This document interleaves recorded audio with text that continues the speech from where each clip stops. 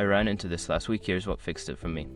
If you're looking to transfer money from Square to your bank account, follow these steps to make the process smooth and easy. Step 1. Open the Square app. Launch the Square app on your mobile device.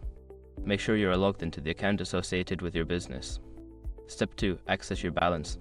Once you're in the app, navigate to the balance section. This will show you the total amount available for transfer. Step 3. Select Transfer Funds. Tap on the option to transfer funds or withdraw. This will take you to the transfer setup page.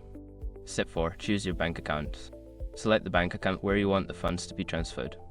If you haven't linked a bank account yet, you'll need to do that first. Step 5. Confirm the transfer. Review the transfer details, including the amount in the bank account. Once everything looks good, confirm the transfer.